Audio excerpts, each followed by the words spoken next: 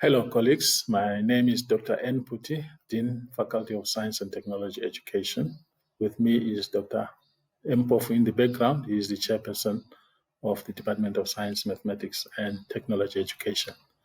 We'll give you a short presentation on the use of the learning management system called Google Classroom, which is currently available to all NUST lecturers for emergency remote teaching and learning during this COVID-19 period.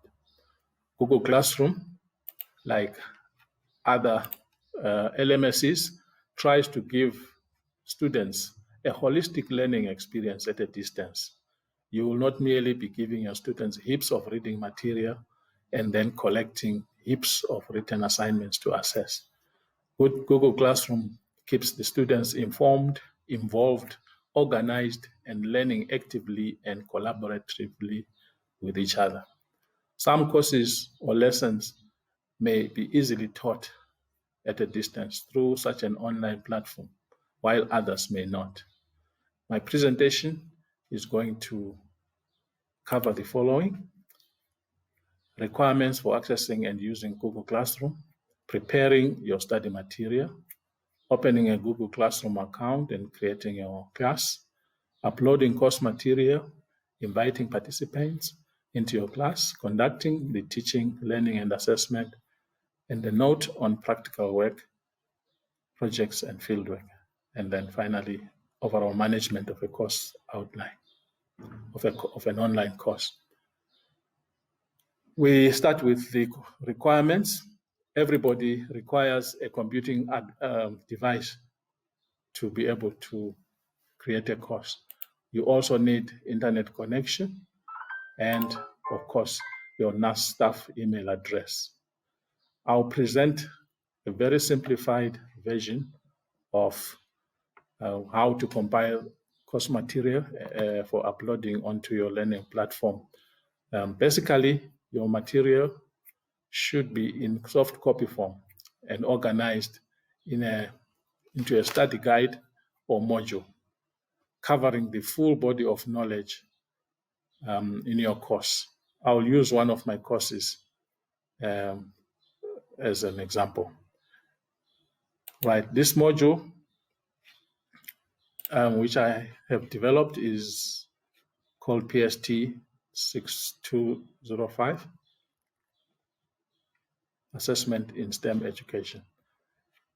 It starts with the title page. Of course, it's a 77-page document, and then goes on to the table of contents. You can see the table of contents, which gives us what is included in the module. First is the syllabus or the course outline, a very important document in teaching and learning at university. And then you've got the introduction or course introduction, where you invite your students and you talk to them what the course is about. Then you got the lessons. The lessons may be chapters or topics. It's a breakdown of your course material. I've broken mine into 8 courses. And as you can see, rather 8 lessons. And the lessons each covers a specific aspect of my body of knowledge. I will, in each lesson, have the notes where I'm talking to the students and directing them what to do, directing them to read resources that are provided, and then to do the assessment tasks that are involved. So I've got resources as a resource section for each lesson, and an assignment section for each course. Then in the end, I've got course conclusion, and then the past exam papers that will help the students when they do individual study. Right, we are going to talk about opening a Google Classroom account and creating your class. There are a number of online videos which can assist you to do that, and there are also manuals available. I'll quickly go through highlights of starting a class in Google Classroom, which has been customized for NUST to help us to appreciate the process. There are a number of routes of doing so, but let's choose one that is simple to us. First, you open your NUST account, NUST email address account, and go to the corner there, the 9 tab, Google Apps, click on it, scroll down, and it gives you that page. Now you'll notice that I'm a regular user of Google Classroom. That's why you have all these boxes, which are courses that I'm involved in. Some of them are my courses, others are courses by colleagues who have invited me to be a core teacher in them, or they've invited me as their dean to be able to see their courses. So you go to the corner and click plus.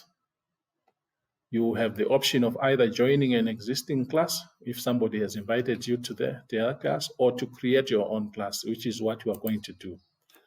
To create your own class, you must first give it a name, and that is compulsory. Let us say your course title is PST 1234. Now, section is optional. You don't need that. Subject, you might want to put the course name, linear assessment, course title. Room is optional. Now, going back to the class name, you want also to put the date or the year that you are presenting that course. And then you click on create. Right, as you can see, PST 1234/2020 is now a class in Google Classroom. Now, you have 4 important tabs at the top there: stream, classroom, people, and marks. You are going to learn more about those. But first, let me go to the settings for this course. You click on that, you'll find that the name of the class is already there. Class description, you might want a description, is optional, section, room, and so on. The subject is linear. And then you go to the general settings. Notice there's a class code there, which you will need to give to all the people whom you want to join your class, so that they use it to enter your class. Then you have got stream. You've got to customize to what you want. Do you want students to post and comment? Do you want students to only comment? And so choose yours. Then you go to classwork on stream. What do you want? You select what you want. Then show deleted items. You may need that. Meet, you will use it when you want to create meetings or video conferences with your students.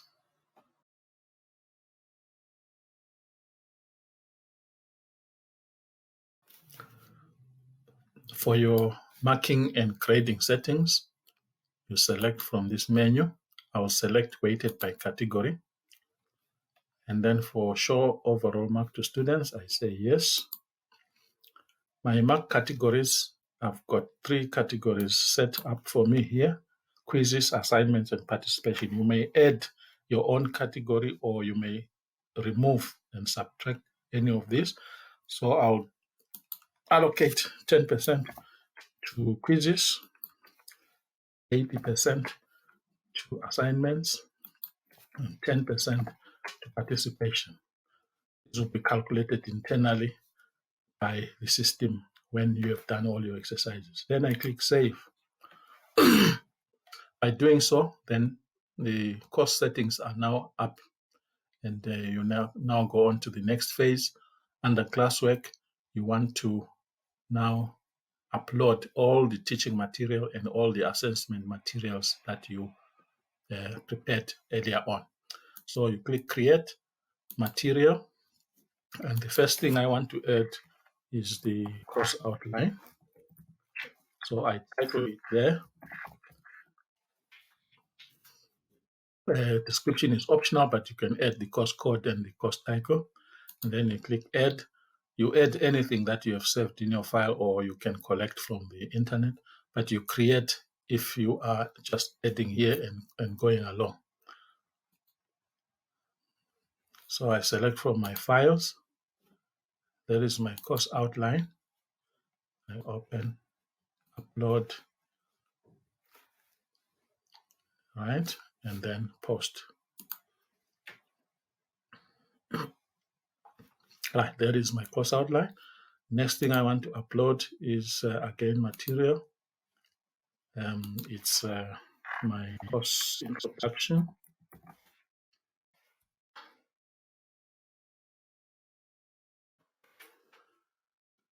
I edit because it's in my saved files. There it is.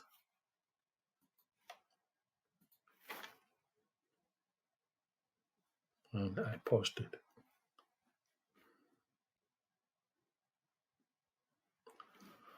Right, and then the next thing I want to add again is material, and this is my lesson 1.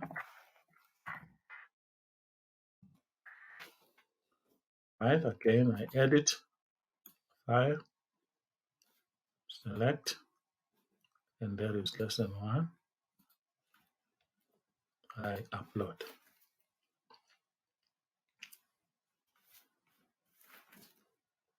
And post. Right, I want to add my lesson 2, same way.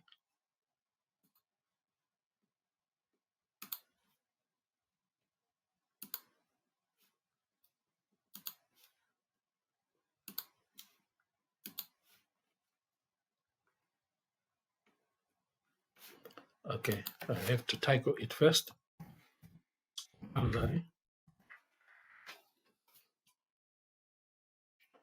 There goes my lesson 2.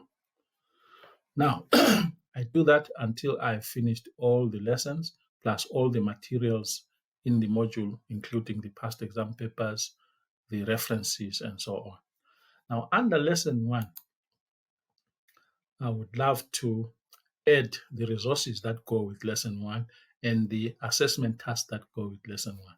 So I'll go there and edit lesson 1 by, again, adding another document under lesson 1. It's a file, and I'll select from my device. I want to add the resource 1.1. This is for students to read and get information, which I will assess. Right, and I save.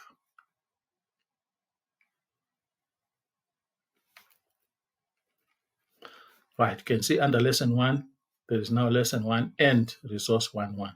I still want to add, resource 1.1. I still want to add another resource, so I'll edit, add a file. Still under lesson 1, I might like to add an assignment. So I'll go to edit and add from my saved files. I've got all my assignments set up. And there is my assignment 1. I upload it. It's a Word document.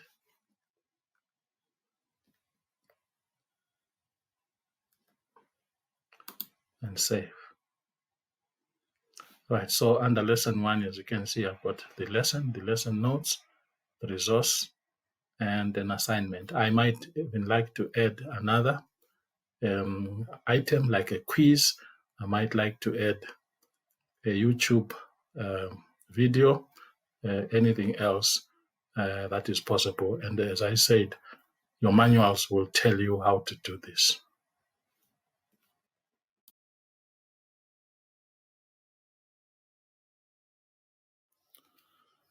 To create a quiz, which you will later upload into your classwork, you go to classwork, create, and you've got options there. You select quiz assignment. The quiz assignment, you must give it a title, quiz 1. Under instructions, you give you instructions, an instruction like answer all questions.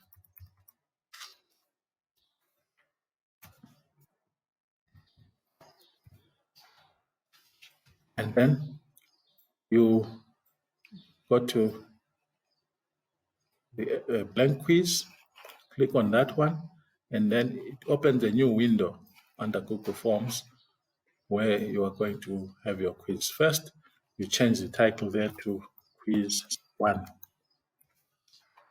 And also that title must change to Quiz 1.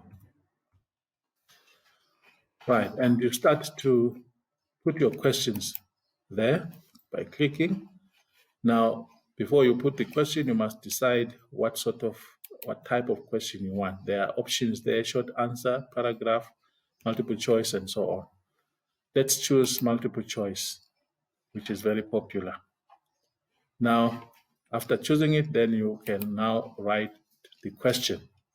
Let's just say a simple question: in which city is NUST? Then you go for your options, the options for students to select. Option 1, Gweru. Add another option, Bulawayo.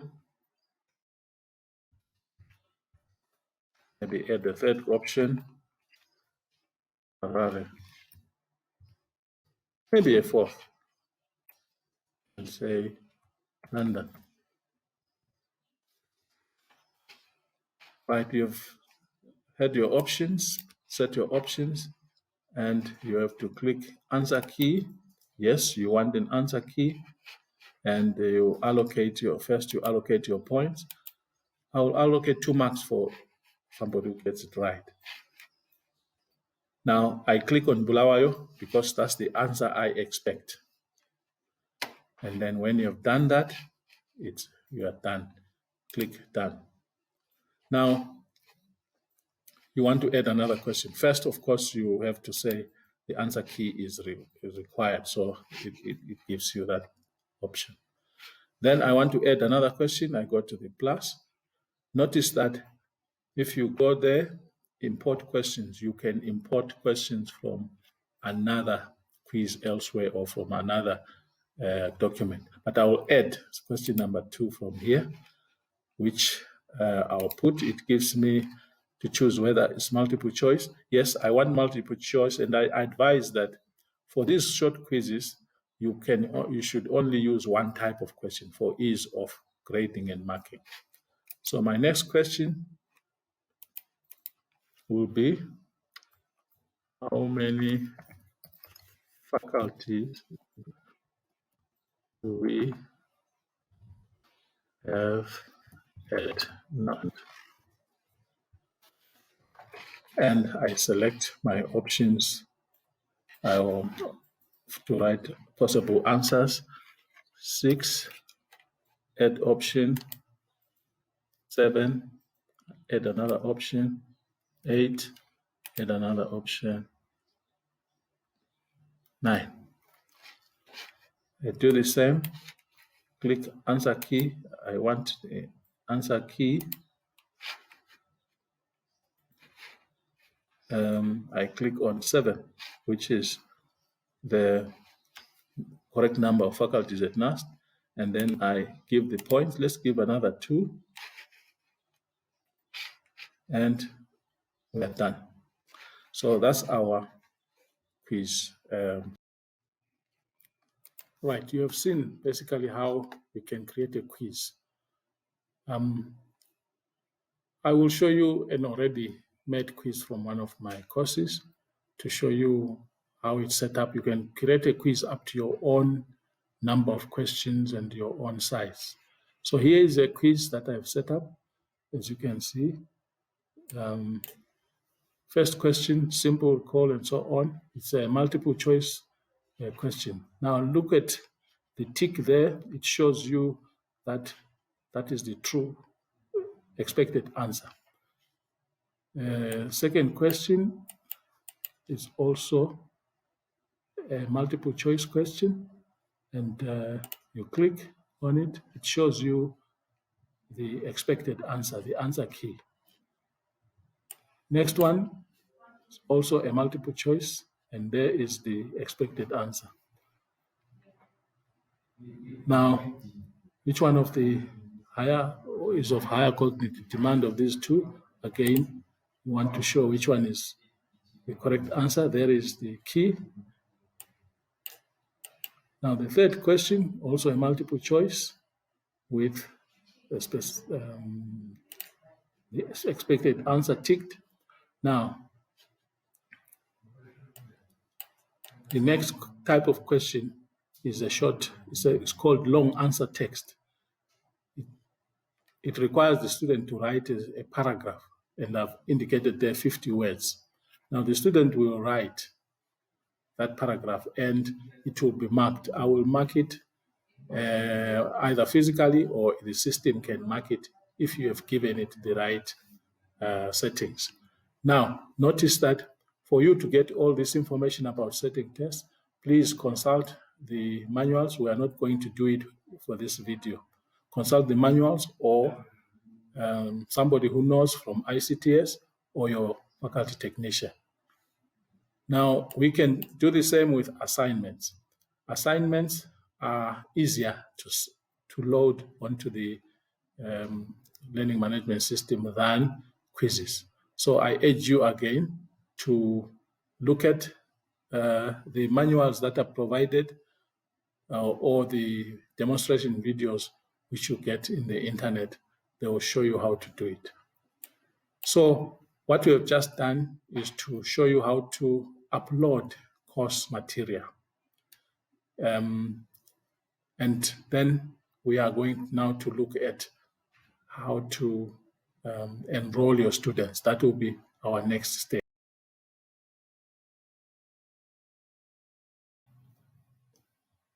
To enroll your students, you need to go to the tab People. You'll find two categories. There's teachers.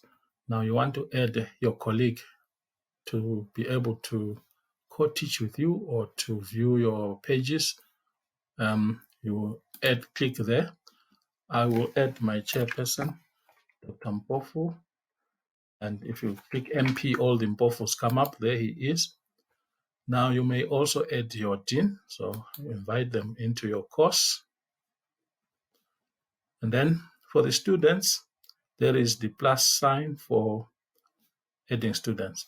But you must have your students in a register somewhere where you have their NUST email addresses.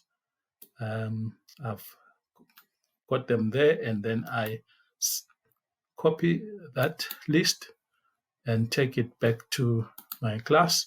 So I add my students. Instead of typing, I'll paste my list and ensure that it is a list. Right, so there are my students, part of my students. I can add up on them. Then I invite the students. Right, after inviting, you can see they are a list of the students. I keep on adding until the class is full. Then it's set up. The work is done. Now, what remains now is that you can add any students anytime, but you can also delete them. You can add any lecturer or colleague anytime and also delete them. But no one will be able to delete you as the lecturer. Now, then we go on to the actual teaching. Now that you've got the course material and the students are enrolled. By the way, the students will receive an email from you after this action in their NUST email addresses, and they will be given a tab to join your class. So once they join, then they can participate in all the activities. They will be able to see the classwork and the list of activities that they have to do. So in your teaching, you are going to use the stream tab and put instructions there, give your students direction every step. Your courses are arranged in weekly batches. So every week, the students must know that they are doing something, and you are going to guide them. Ensure that, of course, the students have their own resources, the gadgets for receiving your material. They have got internet as well. So that is the assumption that we make. Now, the job comes now in when they are submitting assignments. Everything is guided for them, but there are manuals where the students will have to learn or how to submit assignments. But the most important thing is the deadlines. Of course, in your settings, you may set that an assignment may come late, but it will be marked late. Now, the students have to prepare their assignments offline in Word documents or Excel documents, and then post them where they are supposed to by adding attachments, and you are going to do the marking. The marking, if you set certain types of tests like multiple choice, one word, those are automatically marked by the system. But for assignments, you have to do the marking manually, although there may be some allowance that you use an e-assessment marker. We note that with laboratory, studio, workshop, and field activities, these are not satisfactorily deliverable using online learning platforms on their own. In particular, the development of real practical skills is severely handicapped. However, to bridge the gap,